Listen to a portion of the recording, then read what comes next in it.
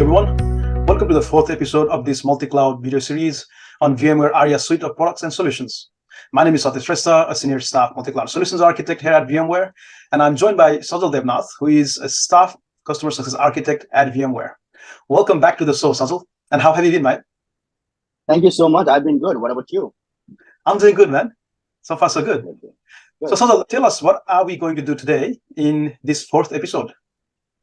So today we are going to focus on Aria automation and then specifically the configuration portion. So you got your Aria automation ready, be it on premises or SaaS version.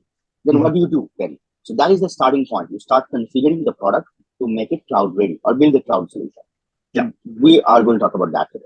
Can you actually quickly show you the architecture diagram of what we're showing and how the whole environment looks like? Definitely.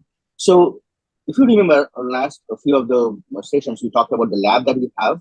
So this is the SaaS version of the lab that you are, as an user, you log into VMware SaaS solutions through a browser and then go to Aria SaaS solutions and you have the different endpoints.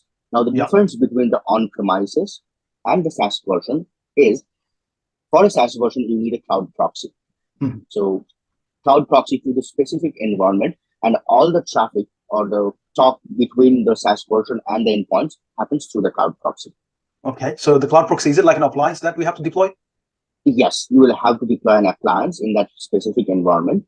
And then if you notice there, for any public clouds, you don't need a cloud proxy. That's a REST API based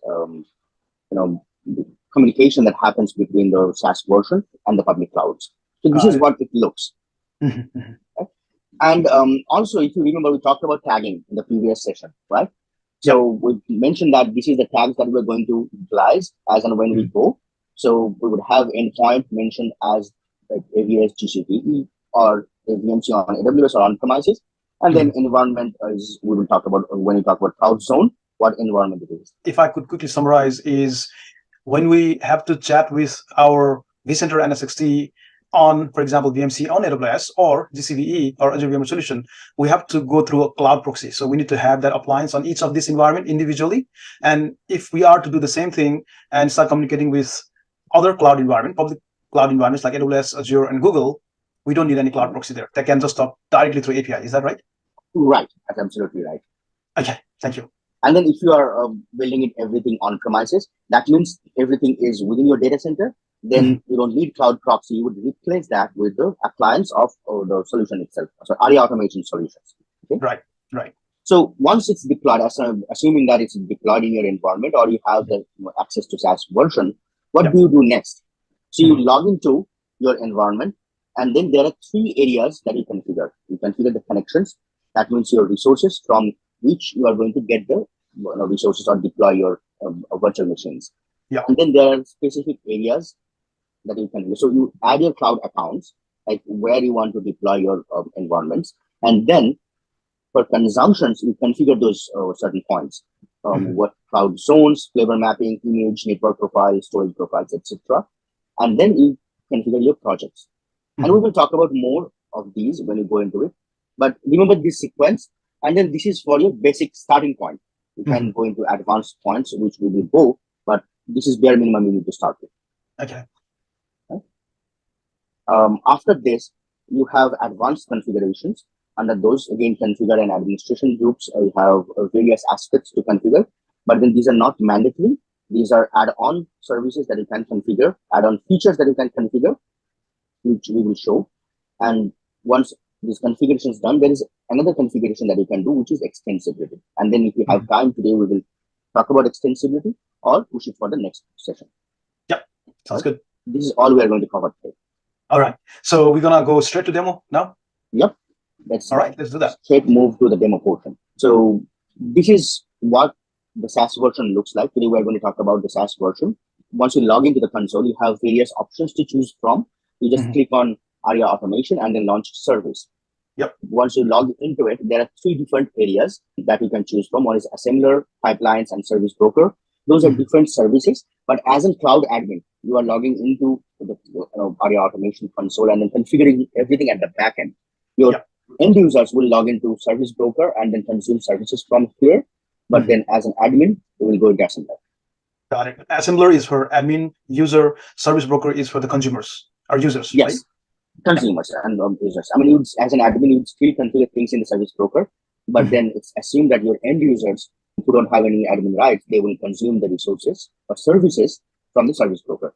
And then, as you can see that as you log into assembler, you have a couple of tabs: resources, design, infrastructure, extensibility, alerts, and migration.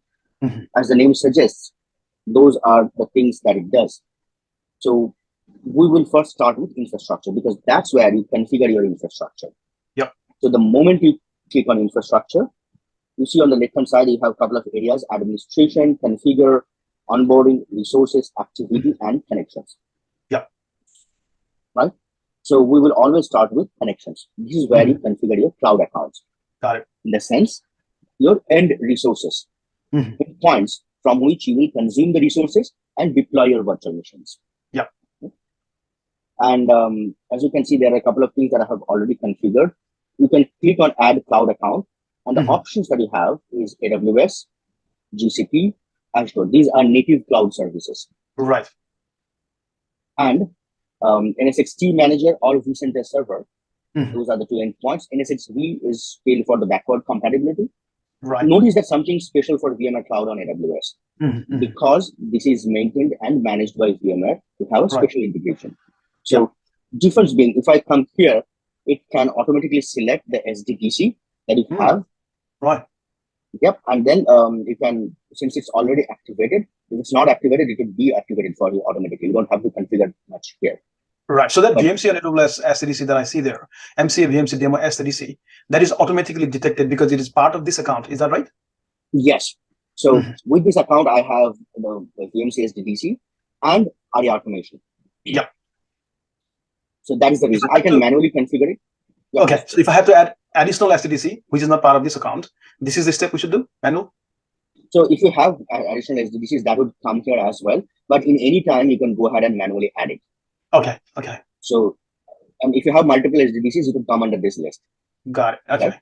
Yeah. And then if something is not working, you can always manually configure it, give it a name, and then pull up the information. One interesting thing, you see the IP address and then NSX manager, it's automatically populated for you. Right. Right. So that is interesting, right? For other two, if I have a vCenter server in, say, GCVE or AVS, I will actually have to manually add the vCenter server and manually add NSXT manager. Ah, right. So they will be added as vCenter server or NSXT manager. That it's like any other endpoint. Like, for example, this is my AVS vCenter. Yeah. So I had to configure it using a cloud proxy. And then username, password, and then you provide the configuration. It's like adding any other vCenter server. Got it. Now, in terms of cloud proxy deployment, because you have already done it, for a new user who is to deploy the cloud proxy, what is the steps there? Yeah, I'll let you show that. But before that one point, I do have a VROPS cloud account or Aria Operations cloud account under my account here, organization here. And since that vCenter server, the AVS vCenter server is configured with that, it automatically comes up here. Ah, right. So that provides, didn't have to configure much. That has a lot of benefits. Yeah, so because it was already connected to VROPS account here, the Aria automation here automatically selected that or detected that as well, right? Yes. Okay. Yes. And then for the NSX manager, again, I'll have to get it done manually. So the configurations, it says that what cloud account is attached with this NSX manager. I'll have to pick it up. I can add, when I click on add, it shows all of the vCenter servers. You will have to pick up which vCenter server is managed by this NSXT endpoint. Right? And then remember the tags that I have used throughout. As I mentioned, the tags that I'll be using, I have configured the tags consistently according to all the endpoints. Okay. Now, coming back to cloud proxies, you can add the cloud proxies here, come to the cloud proxies tab and say new, and then you can download the OVA and deploy it in the vCenter server, or you can copy link and then from the link you can deploy the OVA proxy. In the vCenter server. One interesting thing, once you deploy the OVA, it would ask for this key, one-time key. So that's how it pairs between the SaaS version and the cloud proxy. It knows that, okay, this is the cloud proxy I'm pairing with. So once it's deployed, it would turn up here. And then it would tell you what are the services that it's running under. Like right now, it's the services that it's running is assembler and then Aria Operations for logs. Okay. Yeah. Got it. So and then you click on this proxy, you get to see the details of the different options that it has, what it's running, what it's not running, and all of that. So that's how. And then the updation and upgradation of the cloud proxies are managed centrally from here. Right. Right? So that is all about cloud accounts. You need to configure the cloud accounts for you to be able to consume the resources from any endpoint. It can be any vCenter server, your on-premises data center, something in the cloud like GCP, AWS, or VMware on AWS, but it's like configuring any vCenter server. Yeah. Right? Apart from that, there is something else that you can configure, which is integrations. These are add-on integrations. For example, this is my Aria operations lab. So this is integrated, and then it's getting pricing informations, and then what are the vCenter server that is managed by all this Aria instance, operations instance. It will tell you all of that. But the interesting part is it goes beyond. You can directly integrate with Active Directory, and then it is a native integration. So you don't have to have any other plugins or anything. Whenever you create a machine, it can create a machine into Active Directory in the computers and then delete it from there, all of that. So this is native integration. This is really interesting. You can have native integration with Ansible, Ansible tar, and then cost, extensibility on premises. If you have on-premises environment, that is the Aria orchestrator. You have integrations with GitHub, GitLab, external IPAM. So the networking that you configure here is you have native capabilities or NSXT. You can use that as an endpoint, and or you can utilize external IPAMs. Okay. And then definitely Puppet. Red Hat OpenShift is interesting addition. Transformation control. If you want to configure and consume Kubernetes resources, it can be transformation control or enterprise PKS or OpenShift. So it has native integrations for all of that. Right? So that is part of it. And once you configure that, if you just quickly, we will configure that Kubernetes. We'll talk about that later on. We had three areas, major areas: connections, and then configure, and then administration. Now, connection is where you plug into the endpoints. So three different areas. Now you got your endpoints. You can see all the vCenter server resources. How do you consume them? The consumption portion is configured under configuration. This configure portion. And then administration is, I have my resources ready. How do I give permissions to end users to consume those resources? So these two distinct areas. One is configuring the resources, and the other one is consumption of the resources. So configuration is done here under configure portion. Consumption is done under administration. So let's start with the configure. And the other interesting part is when you add the cloud accounts under resource tab, you'd be able to see all the computes, the networks, all the things that are configured in that environment. Okay, so it will automatically pull all those data as soon as we do the connection. Is that right? Right. Okay. So it shows, like for network, it will show you other ranges if you have configured. What are the IP addresses? If you have IP addresses released and then load balancers configured, it would show all the load balancers and the network domains if you have network domains configured. So all that information can be seen. And then the other interesting part is security configurations. So these are all coming from AWS, and then there are other endpoints that it has. Same thing goes for storage. We will talk about these two, supervisors and Kubernetes, in a later portion. Okay. Let's first look at, so we configure cloud account endpoints. And then we'll come to cloud zone. It's where I define what are the resources I want to configure. For example, this is again AVS vCenter, the vCenter that is in Azure. And it shows you like what are the CPU that is available to me, my memory, storage, and what are the projects, all of that information, capacity consumption, as per demand based. It shows this nice information. And then summary portion, actually, this is where I configure. I choose the account, you give it a name, placement policy, and then folder, which folder. So this is what is like placement policy. I have default. Bin pack is you deploy everything in the first ESXi host, then move to the other one. That's how you fill up one host, then move to the other host. That way deployment would happen. Spread by, in the sense, you could try to distribute load into all the hosts in that particular cluster. Spread by memory, same thing, but then it considers the memory workload. Advanced is something which considers the external VROPs. If you have Aria operations configured with the vCenter server, it asks operations, where should I deploy this workload. And then this is helpful if you have multiple clusters, and then you want to distribute the workload between those clusters. Right? This folder is to choose if you want to deploy under a specific folder. So in that vCenter server, whatever resources that you would create, it would go under all that folder. But if I choose one folder here, anything that I deploy would go into that folder. If I want to deploy based on projects, so there is other ways that you can define my folder so that machines related to a particular project will go to under different folders.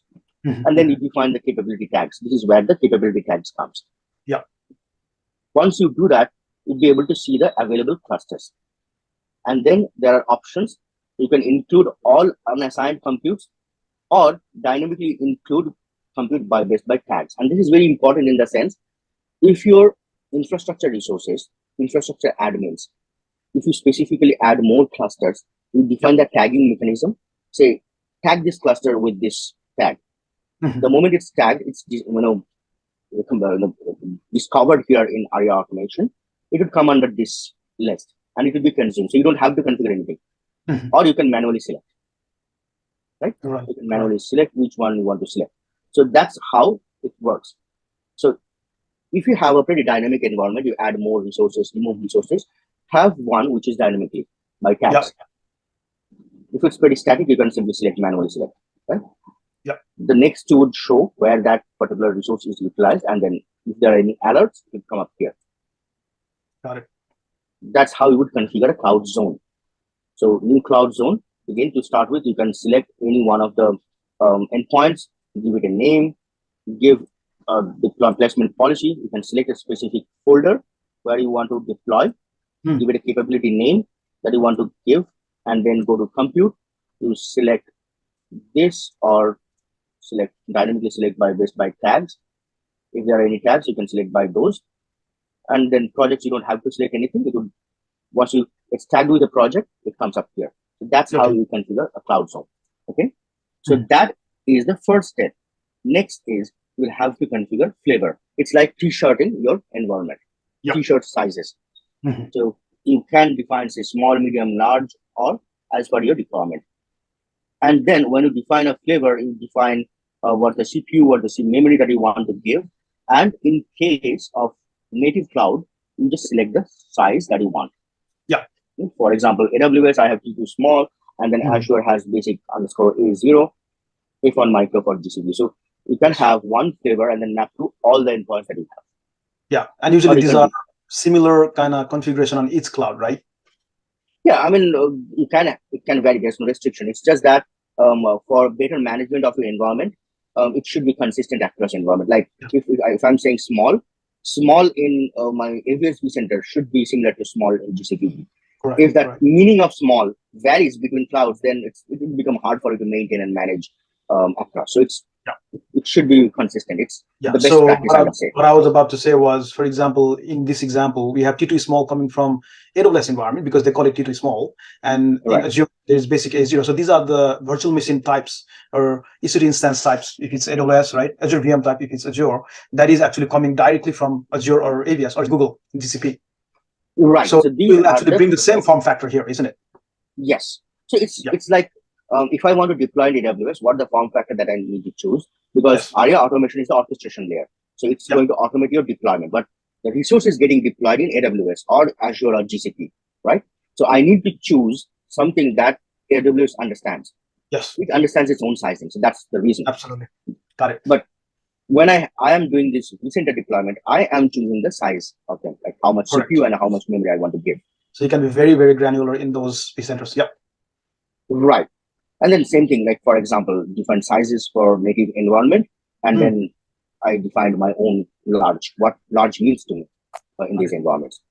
So that is the purpose of flavor, because while deploying how much CPU memory, while defining the template, I can define a custom CPU memory there. But then if you have this, this is specifically, in general, majority of the times I should be utilizing this. It's to make your life easier, not to make it more complex. Exactly. Right? The next thing is image. You said, okay, I need a VM which is 1 CPU, 1 GB. What operating system is going to be installed in it, or what template it's going to utilize to deploy that? So for example, I have these, say, Alpine Linux, and then Ubuntu or Windows 2019. So, for example, if I go ahead with this, say, Alpine. So this is what I had in my local environment. I have templates deployed in this. AWS provides Alpine. Unfortunately, Azure and GCP had Ubuntu. I just chose Ubuntu server because it was easier. I don't think that Alpine was available in one of these environments. Yep. That worked for me. So you can give it any name, and then images. Remember that images that are, when I'm talking about native clouds, yes, it's coming from those images. So it's not something that I give.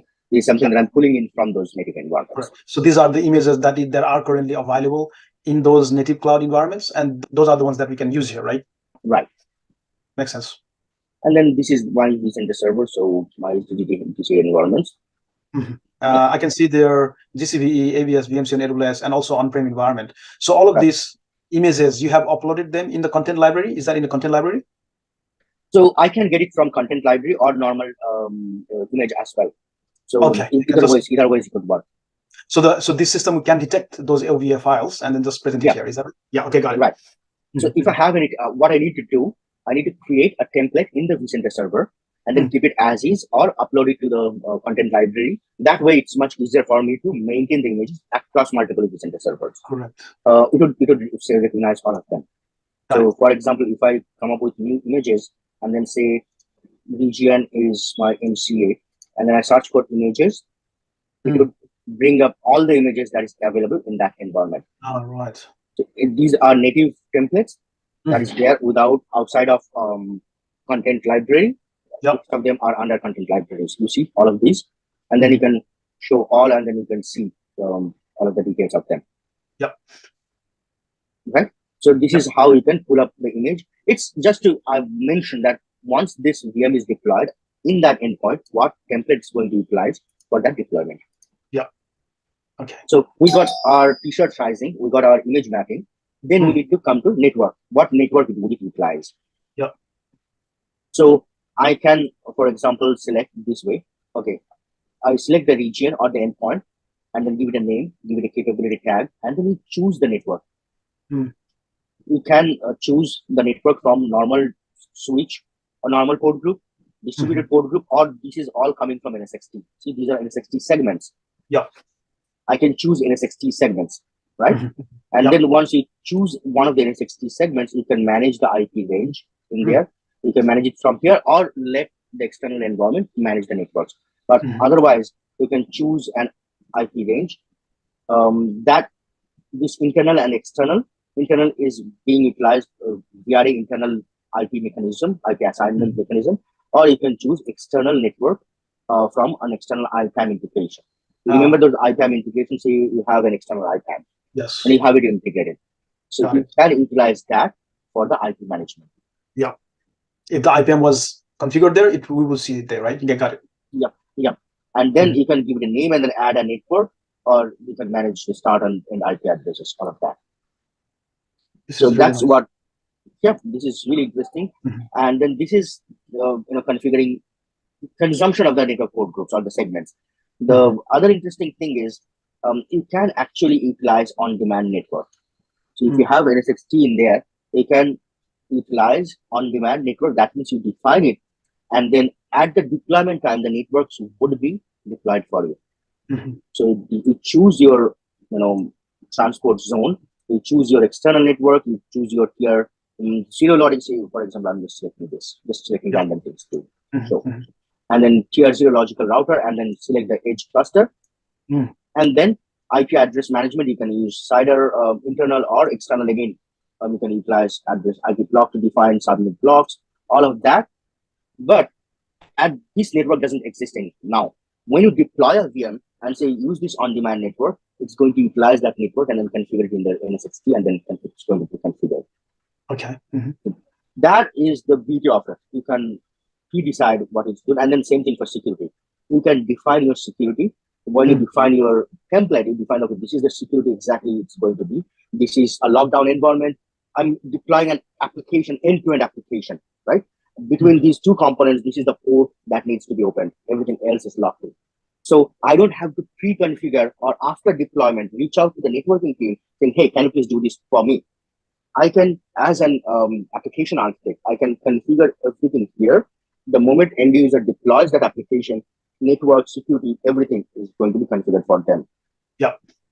Same thing for load balancer. You can, if you have added load balancer, you can select the load balancer, and then at the deployment time, you can consume the load balancers. That is the beauty and flexibility of it. Yeah. And those security groups, you can consume the security groups as well. Mm-hmm. So that is network profile. There's a lot that you can do for the consumptions, but let's just configure the basic points. Otherwise, it will be too much for the first thing. So I just say this and then choose a network. Mm-hmm. And then you mentioned the CIDR. So if you click on that, you can define the domain. You can provide the CIDR, default gateway, DNS server, search domain, all of that. Whether it supports public IP, whether it's default for the zone, you can define all of that for that network. And then you can manage the IP ranges, right? Yep. The last point that you need to configure is storage. That machine should be deployed where? Yep. And then say, for example, AVS vCenter. Let's pick out that because consistently we have been doing that. So you need to configure new storage profile. You give it, select the region, give it a name, give the disk type, whether standard disk or first class disk, and then what the storage policy. You can define the storage policies. If you have vSAN into that environment, you can define your storage policy or select data store default, and then select the data store cluster. That's as simple as that. Okay? Yep. You can define the provisioning type like thin, thick, eager, zero thick. You can choose that. You can define the shares, limit the IOPS that you can limit, that you can define, and then disk mode. If you want the encryption, you can mention whether it supports encryption or not, and then you can mention whether it's a preferred storage for this region. So you can define all of that, or you can simply define basic things to start with. Like for example, if you can click here, I just give everything by default and then mention this. Yep. So once you do these, your configuration portion is done. Basic configuration, not the advanced one. Yep. Next, what we need to do is define a project. Yeah. So once you create a project, it will show you all the information. But then, say, for example, I create a new project. I give it a name. I define the users that will be part of this project. I can add users. I can search here. I can assign a role, administrator, or just a member, or viewer, or supervisor. It's very clearly mentioned what each user does. Yep. Right.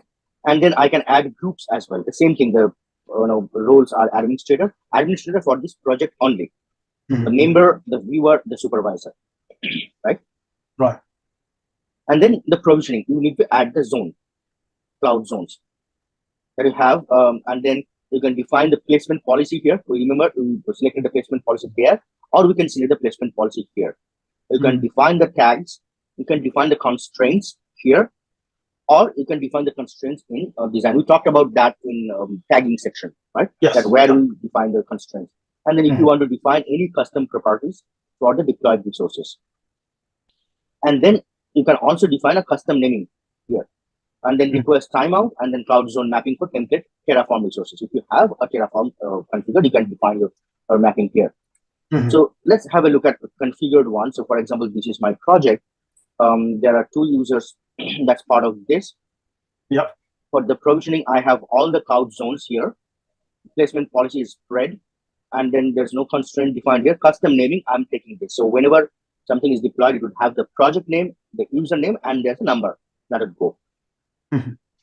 So if you have this, you are good to go.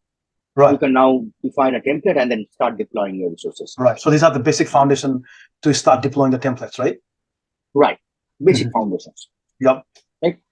And then that's configured the basic one. So now another thing is Kubernetes. Now you see the Kubernetes portion. One thing is that if you have the supervisor cluster, that means your vSphere environment has that Kubernetes native Kubernetes capability. So it would automatically come up here. You can add a Kubernetes cluster for an environment, and then it will show you the list of supervisor clusters. There's no more because I have already used the one that's there. So if I click on there, it would show me the account, the supervisor cluster, the address, and the namespaces that is there. Right? I can go into the namespace and then see the details of the resources and the users and the resource limits that there, or I can define my resource limits. Yeah. Or I can come here under the supervisor cluster and then add supervisor cluster or add a namespace here. So I can add a new supervisor namespace, give it a name, and then select the account and then select the project for which that supervisor namespace would be added. Right? Yep. So that's what I can do from here native. And then when defining the zones, I can define a Kubernetes zone as well. I have the provisioning, right? And then which project it can consume resources from. The other things are users and groups. If you define custom roles, by default, the roles that you have seen, you can define your custom roles as well. If those are not sufficient to you, you can define your own custom roles, a test, and then give what are the roles that you want to give. It can go to very granular level. So you can define those roles and then assign those to the users. And the other thing is custom names. Now, here's one thing, custom names by default, at the first, there's been no custom name enrollment. So you need to enroll first. And you can migrate your custom naming template from any project. So for example, I'm enrolling it here. It's done. Now I can define a custom naming template. Yeah. So it can be the entire organization or a project. You give a new naming template. You can select all of this resource type and apply it to them, and then template format, and then starting counter value, implement value step. And then the other thing is you can validate the compute name for uniqueness. That means if you are not contradicting. Right? And then there are advanced matching patterns and all of that. You can do a lot of things, and this is very helpful. You can always click on the tips and you see the tips. This is like a naming convention, for example, for virtual machine name or network name. Is that right? We define the naming convention. Yes. It's like dev instance or prod instance or test instance, things like that. So how do you identify the VMs, like where it came from? What is the origin? So naming convention, any organization will have their standard naming convention for the deployed resources. Yes. This is where you can define your naming convention, and then you can assign the projects for which those particular templates apply. So you have project to project defined naming convention. You can define all of that and consume it. The other interesting thing is secrets. You can define new secret. Say new secret. This is where you can define your password, secret password, if you want to utilize it across different areas. So you can define your password, say something, and then this is encrypted. So it's stored, and you can just simply use the secret in your templates. That's what secrets are for. And then setting these are newer additions where you can create a new resource. What it does for the new, this is very interesting. You can use the end users to deploy virtual machines, simple virtual machines without anything defining anything. So I can simply allow to create new resource. And then while we cover service broker, we'll cover that, how they can simply deploy a virtual machine utilizing those options. You don't have to define a template here. You don't even have to define a template here. Okay. And the other one is IP release timeout. If the IPs are assigned, what's the release timeout? So that's the two settings you can configure. And I think this should be good for today. We can talk about extensibility and template in the next session. So can we quickly see, whatever we have discussed here, and deploying a template? So deploying a template is when you design a template, that's when you would define a template, deploy a template. So for example, base app. So I just defined a single virtual machine. This is a very basic template. I have only a virtual machine and network.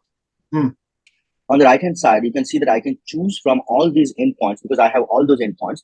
I can simply choose the endpoint, select the VM name, and then by default it selects the network. You can see that based on the input that I have selected, I can see what image that is going to utilize, what flavor it's going to utilize, what's the resource group name based on the input, the network that it's going to select. And then see network, it's going to select this network, but the constraint is depending on the input environment. So based on AWS, it's going to go to the AWS network or likewise, right? And then for the storage, there was not much options. So I don't have to select a storage. By default, it's going to go there. And then I am configuring some things within the VM post deployment. So there is something kind of cloud config that's I'm configuring. But we will talk about that in details while we configure the templates. Okay. But then this is going to go into the endpoint. So if I test it, so VMC on AWS, say test VM, and then I'm not sure whether it's going to do it right now or not, but that would bring up an interesting point. So this should be deploying to VMC on AWS. If it is successful, we should see a virtual machine and a network there, right? So this is I'm testing. It's not doing actual deployment. It's just testing whether I can deploy it or not. Okay. If the deployment will succeed or not. Okay. That's the good part. The best part is, instead of doing the deployment, it takes 5-10 minutes. I can simply test it out and then go to the provisioning diagram to see the logical flow of deployment, where my configuration was correct or not. So you see the network allocation. It showed me what network it chose for each and every environment. But most importantly, machine allocation, it will tell you, okay, what was the request? What is the constraint? So this project had all these endpoints, 1, 2, 3, 4, 5, 6, 7 endpoints. It will tell you which one it chose and why. You see two side-by-side regions. You see the flavors were available, image were available, but cloud zone was not available because the hard constraint was environment VMC on AWS, which was not a match because this environment was AVS. So there was unmatched constraints. That's why this was not chosen. This was chosen. Within that, host was selected. Once you configure everything, you flow a logical path, right? By coming here, you would be and testing it, you would be able to see where that logical path is followed or something problematic is there. So troubleshooting is very easy. Yeah, so this is basically validating it prior to deployment and see if the deployment succeed or fail, right? And if it's clean here, it succeeds, then we can go ahead and deploy, right? Right. So it would show you this information for testing and actual deployment as well. Right. For actual deployment also, you can see this. And this is basic information. If you go to dev mode, you can see really detailed deployment or information. You can export it and troubleshoot it as well. Okay. Right? Yeah. So in our next video, we will be creating a template with whatever configurations we have made there, and then we will do the deployment and see the actual deployment, right? Right. So in the next video, we will talk about extensibility and then go to template. Okay. Sounds good. So with that, thank you everyone for your time and watching this video. I hope this was useful to you, and thank you, Satya, for having me here. Thank you, Sajal. Excellent demonstration today. And like Sajal said, we all thank you very much for your time today. And we hope that you find this video useful. On our 5th episode, we'll be coming back again to demonstrate you more on creating a template, deploying it in different cloud environments. Now with that, we will call it a wrap for this video, and we look forward to seeing you again in our next video. Have a good one, everyone, and bye for now. Have a good one. Bye-bye.